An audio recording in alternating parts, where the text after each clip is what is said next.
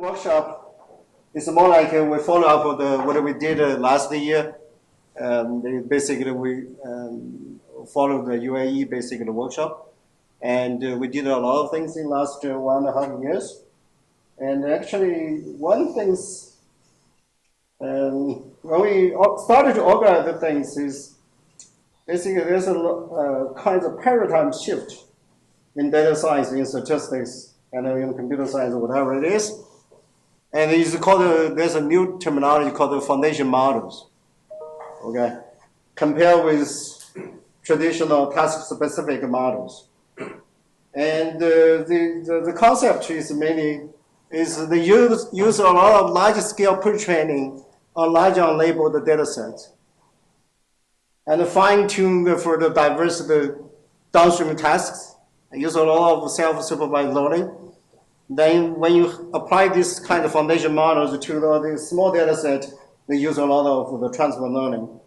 And there's some success story like GPT-4 and BIRS and other things, okay? It's a completely new concept to us in a certain degree, okay? And the key questions we want to answer as a group and as a team is, what is the foundation models for biomedical sciences in what sense, okay? I hope, because we have the 2 discussion sections, okay? And I hope that people need to think about from these several key aspects. First one is the method and the model, okay? And what are unique methodology innovations are needed to build this up, okay? Besides the transformers. I don't feel that transformer is the only way you can do it. Well, there's many new ways to do different things because it's so diverse. And also how to incorporate the causal reasoning, multi-model fusion, and the domain-specific inductive biases from the biology. The second thing is about data. That's the most difficult part, and all infrastructures, okay? And to train all these kinds of the biomedical foundation models require this massive high-quality data. But we know that the biomedical data is fragmented and noisy sensitive. And how can we best work together in what sense? Okay?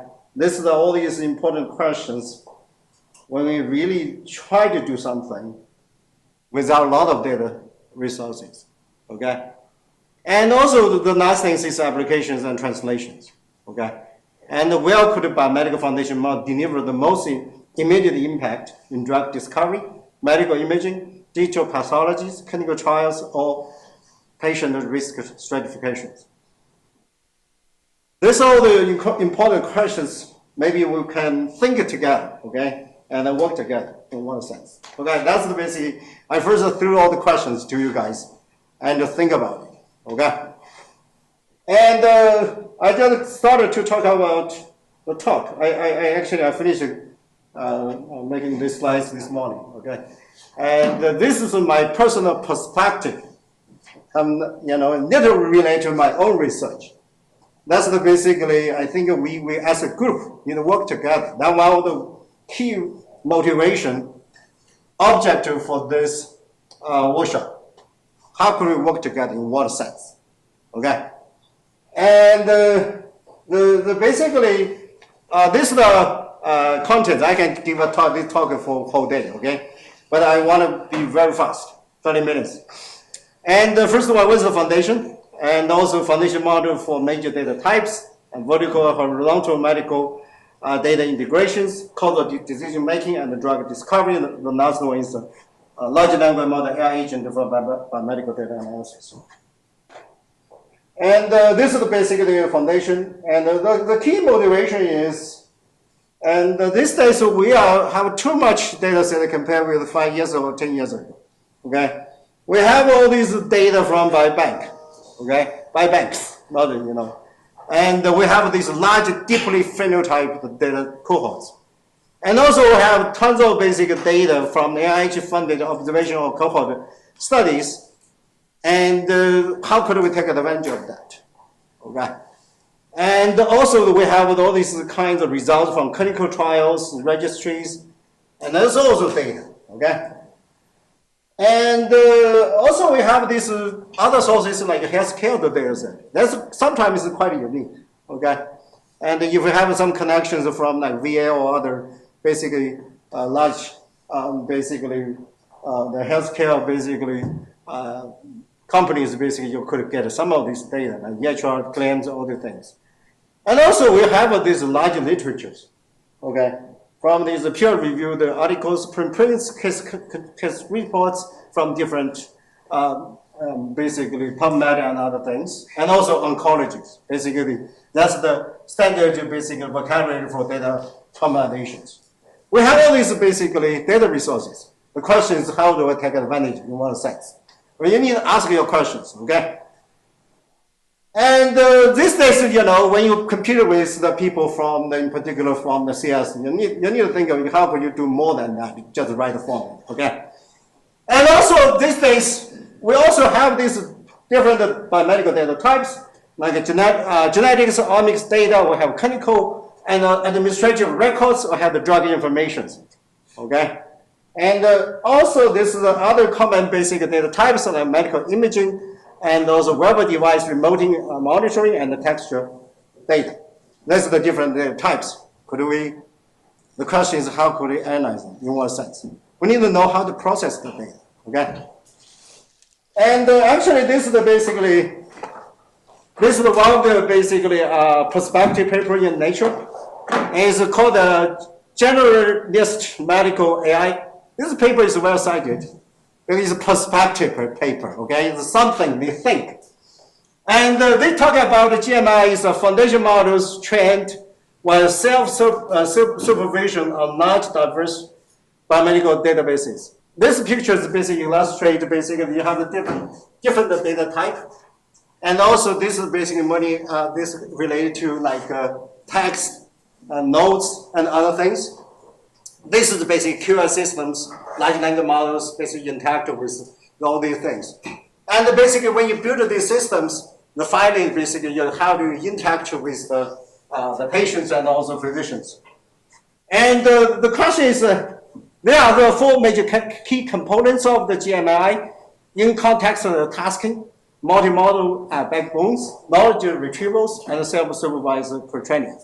This is basically the visions in many CS people, basically, who are working in biomedical sciences, okay?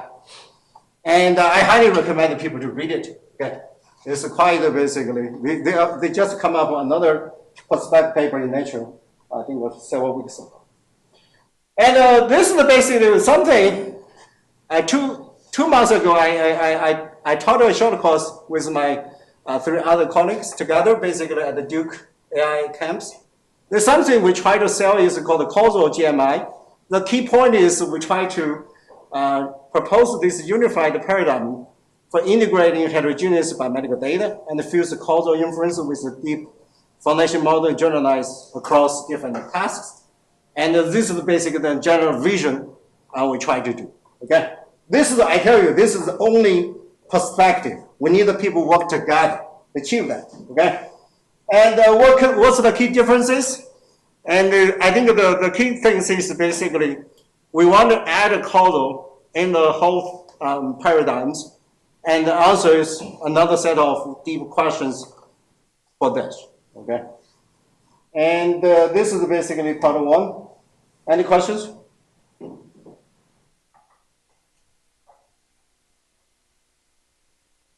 The second part is the foundation models for major data types in biomedical sciences.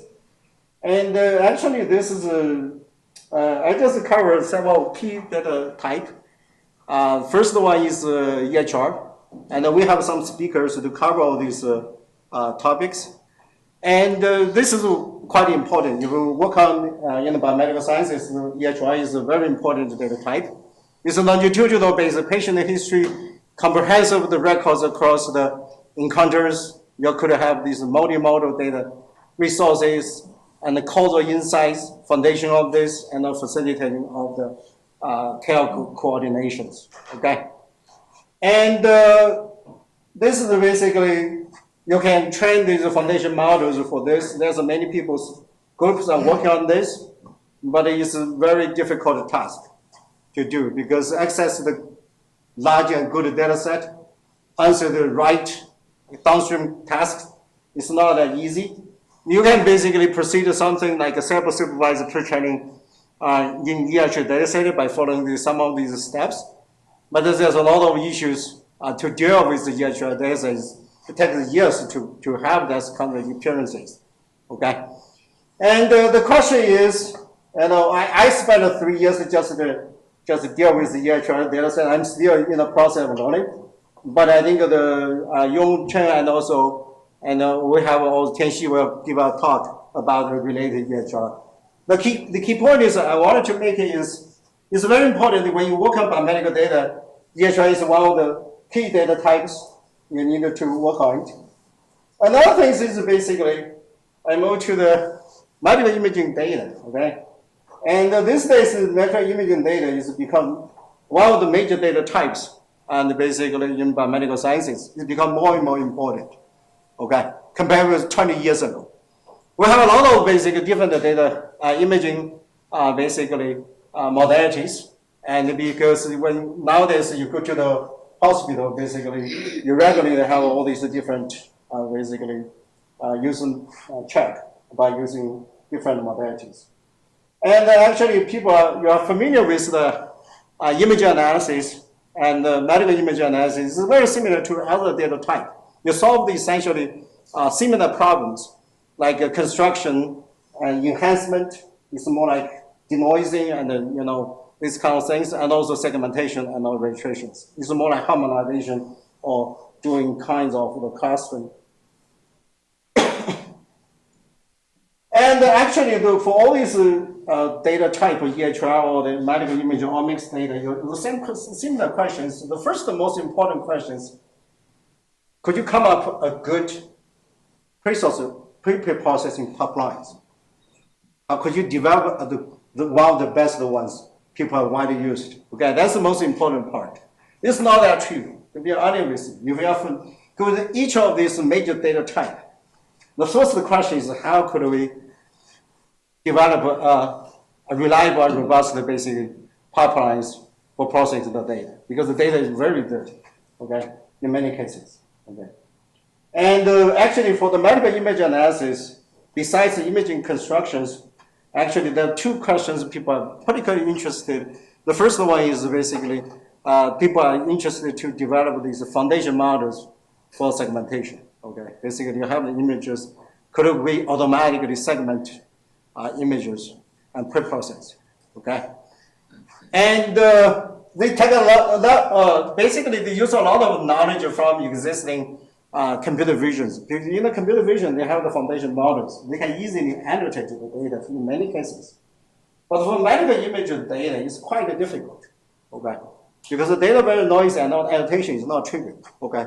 For the subtle questions. And also, this is basically another papers. Basically, they just appeared in the Nature Communication last year, and actually, this is people spend tons of effort just to basically gather a data like this to develop this kinds of foundation models. And also, my collaborator Mark, now here at the UCSD, and actually his group have been working on the foundation model for medical imaging registrations, because that's another major task for imaging analysis, basically how to align all the images to the common space. And to basically, traditional, you usually takes 8 to 10 hours to register one brand. Sometimes these days it takes a second, 10 seconds or 1 minute to do it. Another thing is related to foundation models, omics data analysis, okay? And we accumulated all these multi-omics data, and actually they have the genomics information across the different levels, and people try to link it to the clinical outcomes, okay? And this is basically, traditionally there's all kinds of task-specific model for omics data. The computation methods are widely developed to analyze specific omics signals. There's a lot of papers, just like imaging and other EHR data set, there's all kinds of papers scattering in the literatures regarding to this type of analysis. Nothing wrong with that, okay? And, but these models are rather scattered in the literatures. And can we build a unified foundation models for our mixed data? And actually, this is basically, we know that the foundation model has been rapidly developed in NLP. Actually, there's an intrinsic similarity between biomedical sequences and natural language because of this, okay? You have words and also sentences. That's basically NLP, but this is on the other side, basically nucleotides, amino and acid, and the DNA, RNA, protein sequences. Basically, there's kinds of similarities. There's a lot of, many people, researchers are doing these kinds of things like foundation models for genome sequences. Okay, this is going almost like every month. Okay, and also recent foundation models for single cells, and also foundation model these days people started to do RNA and the proteins. Okay, the question is, how much can we do in one sense? Okay, then you see that the EHR. These are the grand challenges associated with each major data type. We need somebody from our group to work on at least one of these foundation models in one sense. Okay, anything you're familiar with, you can easily start with. You already accumulate years of knowledge. Can you basically generalize it, develop a good foundation models for any of these data type, or link multiple data types together in one sense? That's my first question. That's why I said I'm not talking about myself. I'm talking about how could we do it in one sense. Okay, and I think each group basically I need familiar one major data type. What do you think about next? Okay, how could we do something big? The second thing is vertical and horizontal medical data integrations. That's another level of the questions we need to ask ourselves. A particular example is, you have a bank. You have the data from the, same subject, different data types, okay? And, and also many of these data types, the data is extremely high dimensional. And the question is, how could we analyze this data effectively in one sense, okay? Traditionally, in the biostatistics, there were also people in the health informatics, bioinformatics. Usually, we developed the high dimensional basically data correlated with the relative low dimensional phenotypes. Nowadays, you have the kinds of different measurements and basically from same subject, how many of these are extremely high dimension. How could we do it? Okay. And this is some of the projects we have been working on for the last 6 years. Basically, we have the different organs. And each of these organs is also, we can generate, tens of thousands of basically measures for each organs. And also we wanted to correlate with other data types. And when you have these kind of questions, and you need to basically understand how the organ associated with all these different diseases and how do basically they work together in one sense. Okay, this is basically when you really looking at this type of data across different major measurements, because each measurement contains some unique information and also associated with the different organs. The question is how to really come up with stories to basically associate them together and link it with the different diseases. In particular, if you want to answer the comorbidity of different diseases together, okay, you have to go to their levels in order to basically have a deep understanding of that. Not just looking at the phenotype, that's the comorbidities, and these genetic information. It's not enough, okay?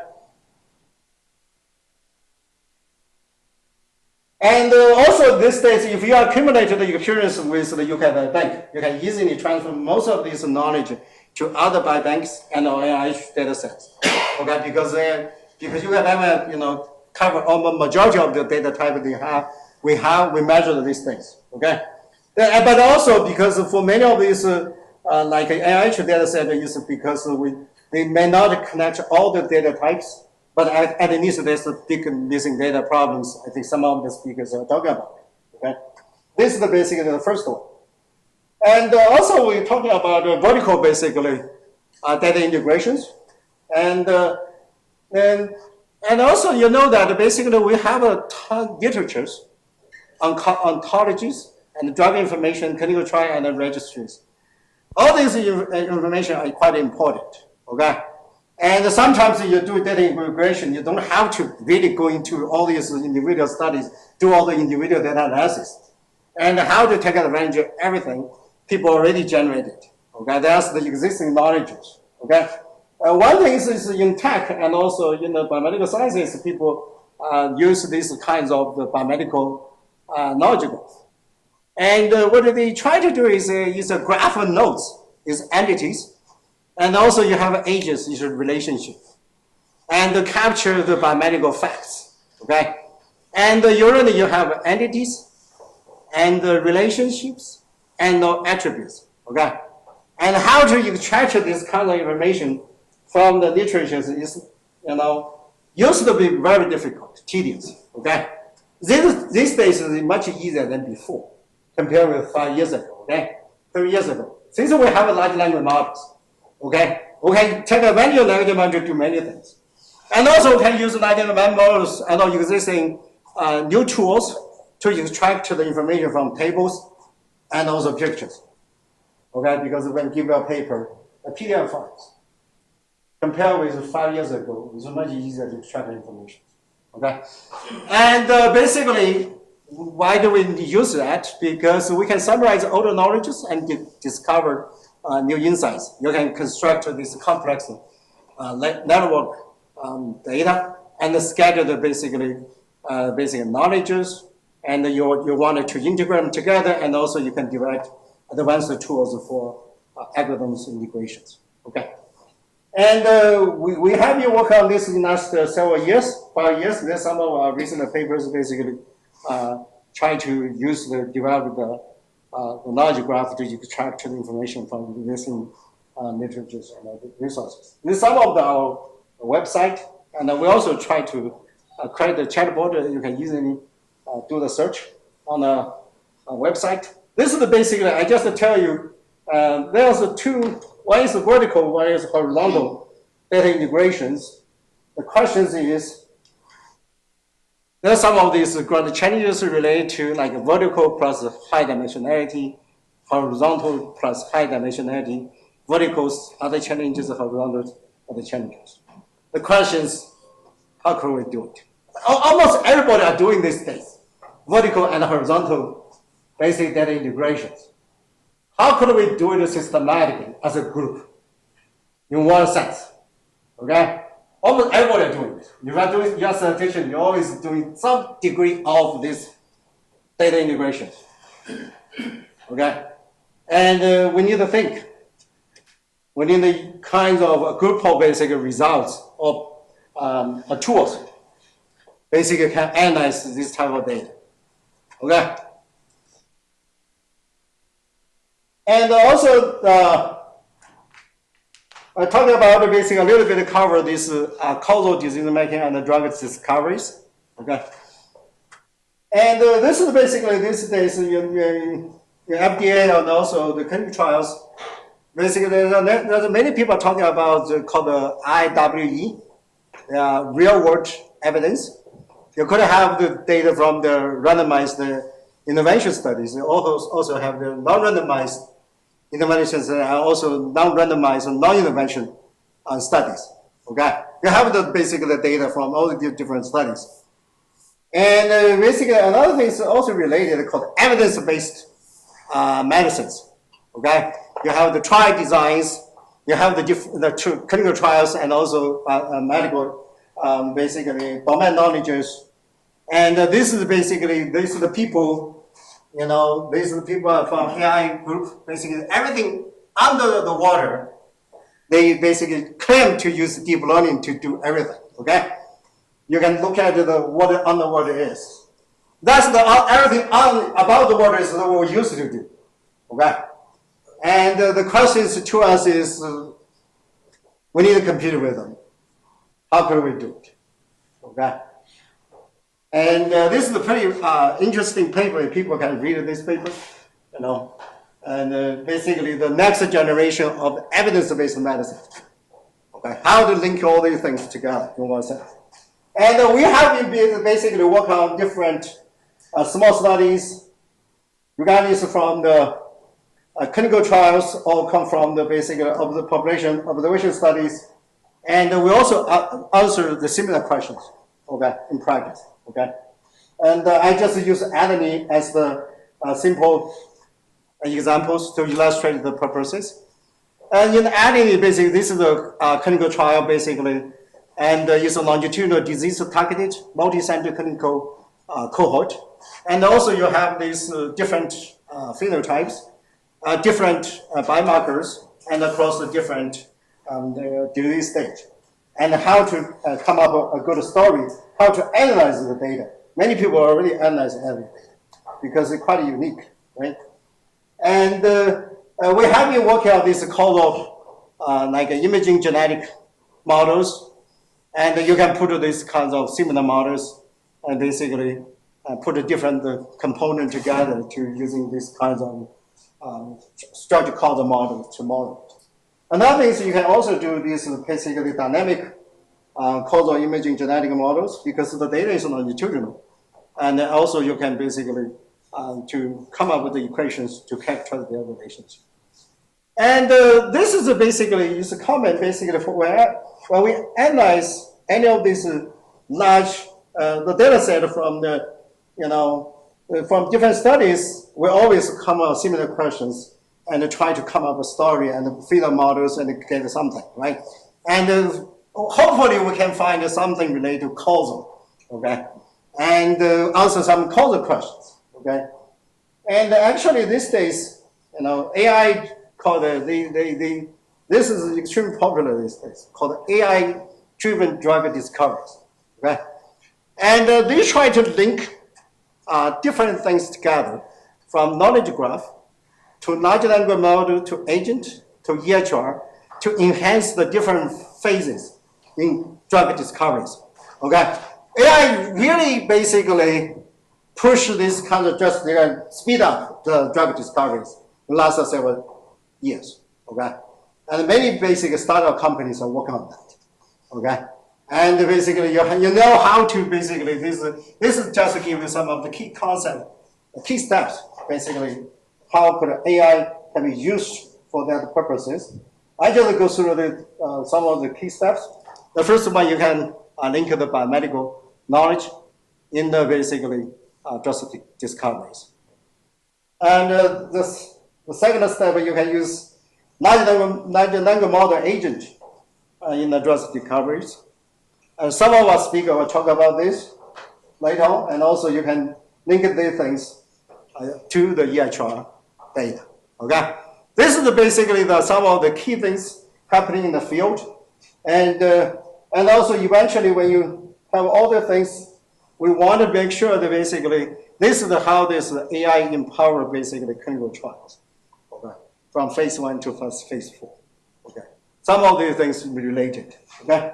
I just want to go very fast.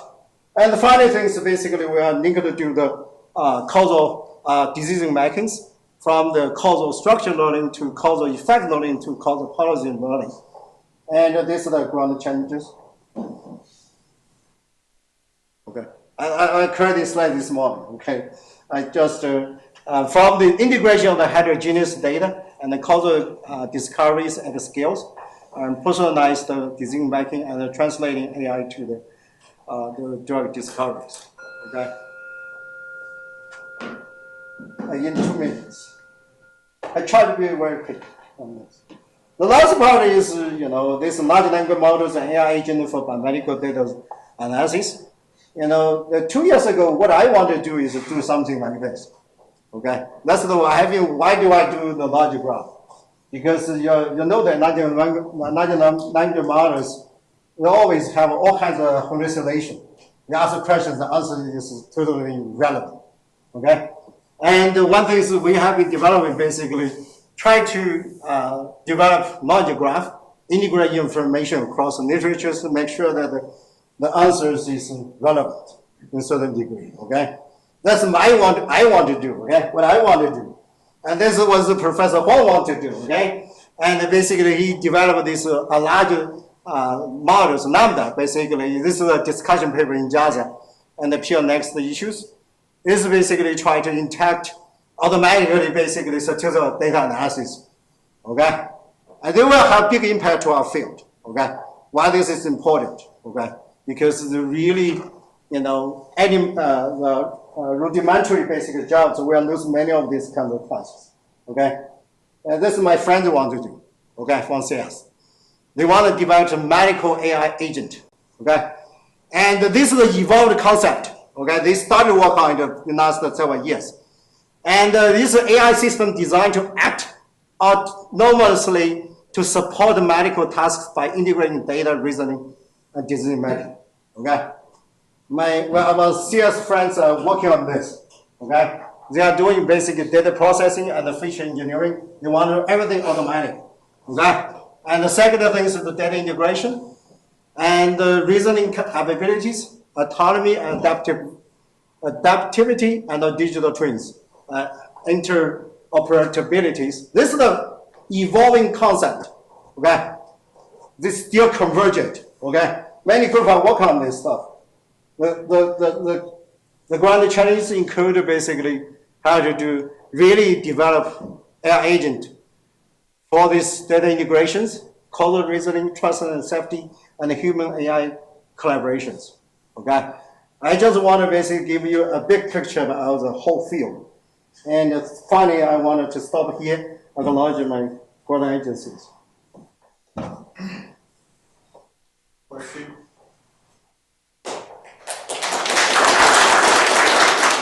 I'm sorry, I threw too much concept of big pictures to you guys. I still try to understand what's going on with the whole field. But I think we definitely, I want to just, that's my personal perspective, nothing related, little related to my own research. I just tell you there's something like that.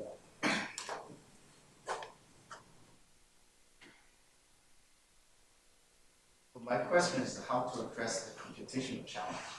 So in our field, we don't have that much resource to buy those GPUs to train those models. So I have little resources, but my UNC give me most of the resources.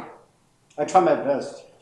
I only have a 200K basic by GPUs, and then other than that, I just tell university give me free CPUs. And they also have the free GPUs, but you have to, but that's a waiting list. You need to buy some of the GPUs yourself from your lab. But I agree with you, because for some of these challenging questions, and I think is computational resources one of the area for us. But when we have the CS colleague face same problem for this. Unless they have the additional resources from the tech.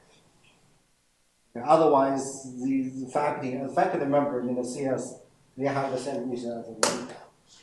I don't feel they are better than us on that aspect. They still have opportunities. Great introduction topic. Thank you. My question is that I had a lot of discussion with people in science. There's a debate about whether we need more methods. So a lot of people are basically some engineering effort.